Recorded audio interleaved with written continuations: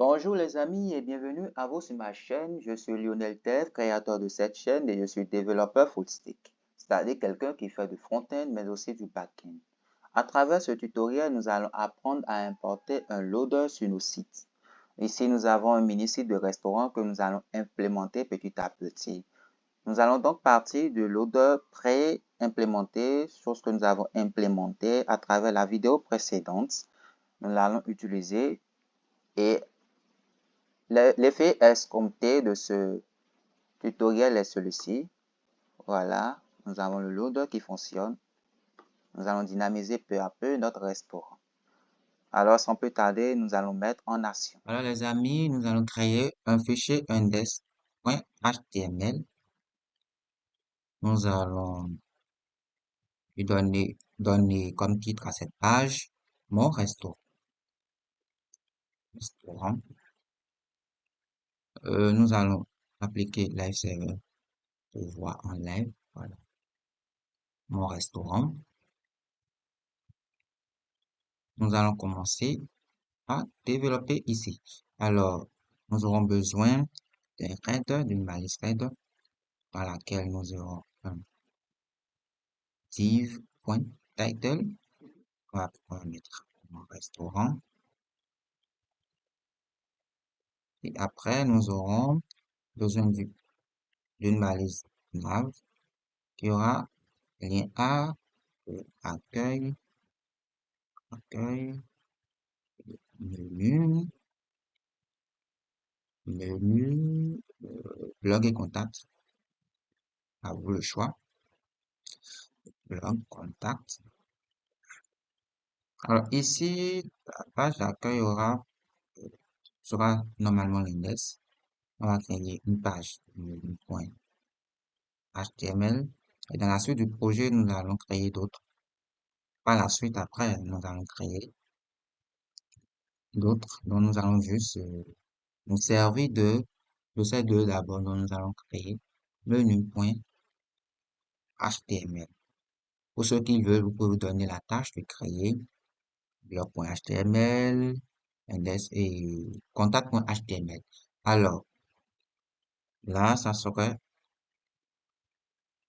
ce que contient notre header. Ensuite, nous aurons besoin d'une balise qu'on va peut-être appeler welcome pour mettre le titre bienvenue à vous sur la page de mon restaurant. Vous faites comme vous voulez. Moi, je suis à court d'idées sur les phrases. Alors, nous allons créer un fichier style.css, histoire de conserver nos styles là. Et nous allons importer ici style.css. Alors, nous allons commencer à appliquer du style à la page. Nous allons commencer par le body, voilà, before, avant, après. Donc, nous allons donner un margin 0, padding, pardon, 0, un box, sizing, box border. Et nous allons commencer avec le header, la balise header. Hein. Je vais parler de cette balise là, header. Nous allons commencer à le styler. Alors, on va voir ce qu'il contient.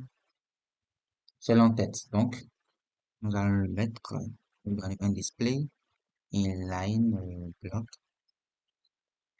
un background, vous pouvez utiliser background, simplement background color, moi je préfère background color.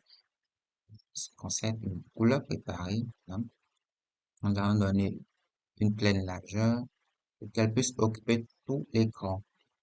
Nous allons appliquer un padding d'abord, regarde ce que ça donne. Voilà. On va l'agrandir avec un padding de 15 pixels. Wow, c'est beau. Et séparer le titre et le header. Bienvenue à vous et le header. Donc, avec margin button, margin button de 30 pixels. Alors, pour ceux qui ne maîtrisent pas connaissent pas la différence entre le margin button et le margin top, si on utilisait le margin top, il aurait donné les cas en haut. Donc, je vais laisser voir. Hein. Là, donc, on revient en arrière pour le button. Nous allons nous intéresser maintenant au title. On reste. Alors là, nous allons servir de fenêtre. On va le mettre à gauche. On va le mettre à gauche. On va lui donner une taille de 30 pixels. Une font width, le gras de 600. On peut utiliser bold. On va mettre les caractères, test transform, voilà, en majuscule, uppercase, donner un margin left, le gauche. On va mettre peut-être 15 pixels aussi. Voilà ce que ça donne. On va lui donner une couleur, bon, une couleur, la balise avec la balise couleur. On va lui donner du blanc cassé, FC. Du blanc cassé. On voit ce que ça donne. Waouh, ça est joli. Très joli. Alors, on va passer au nav. Parce que souvenez-vous, le div, title ici et la balise nav. Alors, on prend la balise nav. On lui donne un test et line center pour centrer les éléments. On va lui donner un float height. On va aller à droite. Alors, on voit que les éléments sont collés. On va lui donner un margin top, histoire d'avoir un peu d'espace en haut. Là. Et on va nous intéresser maintenant aux lignes. Donc, là, là, qu'est-ce qu'il faut faire? On va d'abord retirer les traits en test de correction zone. On va lui donner un margin pour les espacer. 0 en haut et en bas. 10 pixels à gauche et à droite. Et qu'est-ce qu'il faut encore? On va lui donner une couleur. Et peut-être une taille. Couleur. On va lui donner du blanc simplement. F. Forcément détaché. Et on va lui donner une taille, un size peut-être de 18 ou 14 ou 16 pixels. Voilà, on a à peu près ce qui était là. Et nous allons nous intéresser maintenant à bienvenue à vous en utilisant la classe welcome. Alors, welcome, lui, il n'y a pas grand chose. On va d'abord centrer l'élément test et line center et un font size de 30 pixels. 30 pixels. Est-ce que c'est pas trop petit? Alors, ah ouais, ici, je voulais le mettre en H1, là, ça soit un peu plus grand, comme c'est un titre. Et là, voilà, 30 pixels, c'est trop. Et si je retire ici? Voilà, là, c'est bon.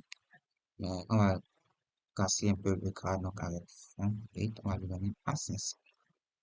Voilà.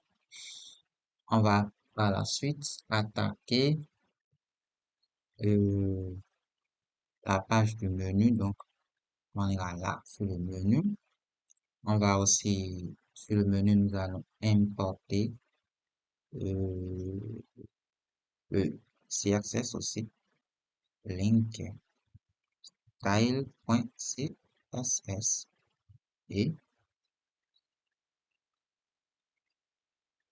là, j'aurais aimé, bon, pour avoir la même chose, le même style, on va importer, c'est-à-dire copier exactement ce qu'il y a ici.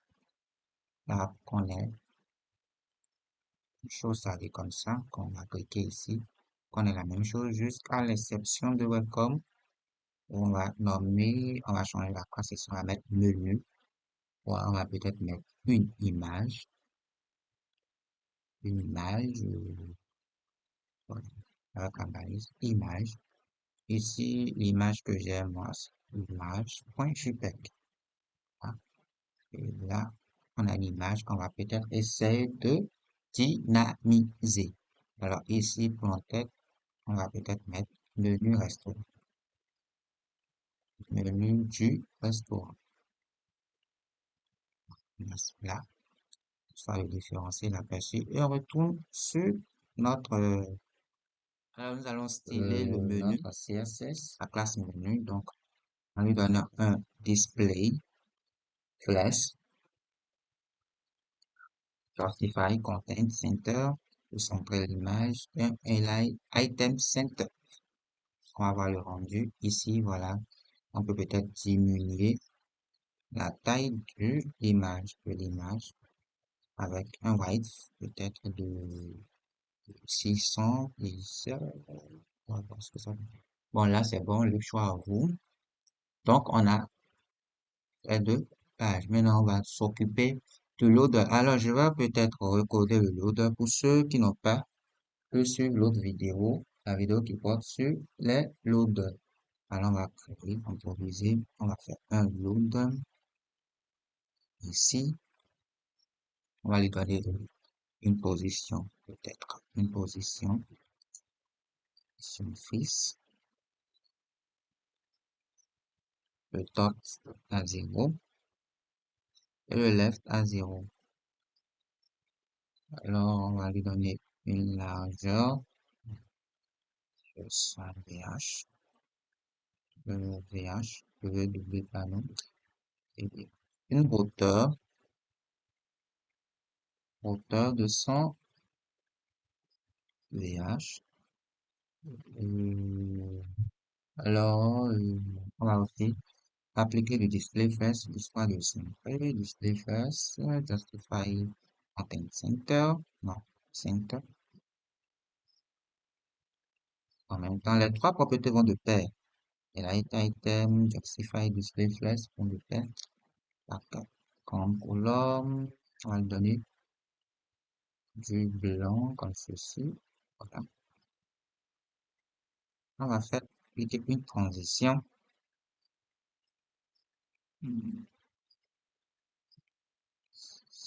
Si on va lui donner une opacité de 0.75, de 15 secondes. Et vas-y, 0.15 secondes. Ouais. Donc, nous allons mettre, alors, on aura caché le loader, donc avec loader hidden, on va se servir de tout ça en Javascript. Donc, l'opacité va passer alors à 0 et la visibilité sera cachée, hidden.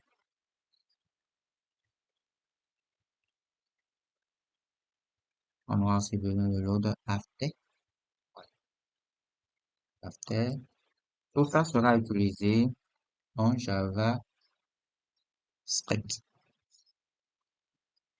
Je vais appliquer le loader sur la page. Alors, j'ai oublié un point virgule. Voilà. Si la largeur ici sera de 75 pixels, après ça va prendre 75 pixels. Je vais donner une hauteur de 75 pixels.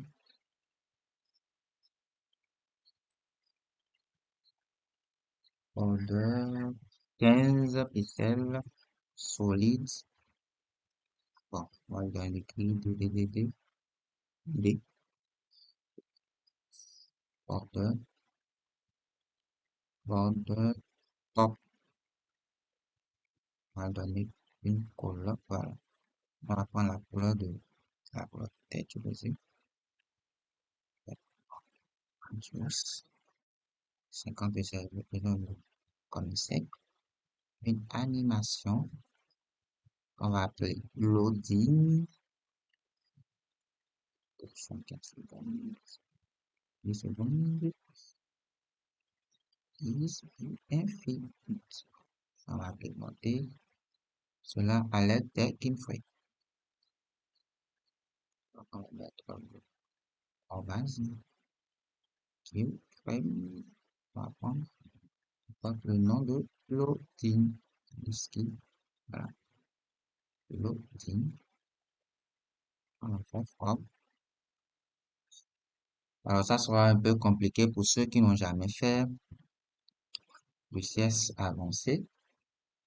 Alors, ce sont les animations que l'on est en train d'appliquer. C'est une autre manière d'implémenter le loader directement. Alors,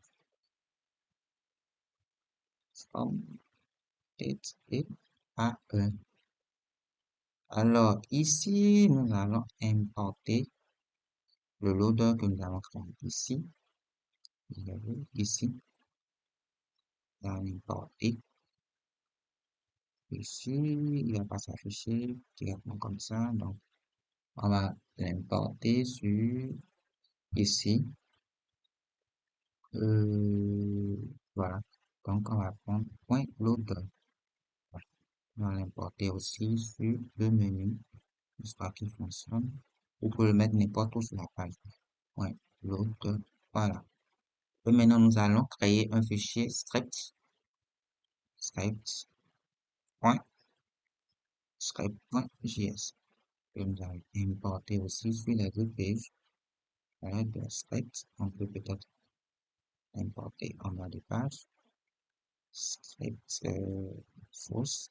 Pour que la vidéo ne paraisse pas longue, j'ai décidé de continuer de coller le code. J'ai créé un fichier script.js histoire de gérer le Javascript dans lequel j'ai écouté l'événement load, l'événement qui, lorsque le loading se charge avec loads, et après j'ai utilisé l'événement ends pour supprimer le load après chargement. Sinon, il va rester plaqué là. Alors, nous sommes à la fin de cette vidéo. J'espère que vous l'avez aimé. Je vous prie de la partager, de vous abonner pour ceux qui ne l'ont pas fait et de rester câblés pour d'autres tutoriels. Alors, pour ceux qui voudraient peut-être des tutoriels spécifiques sur telle ou telle idée, je vous prie de les noter en commentaire. C'était Lionel Dev. À plus.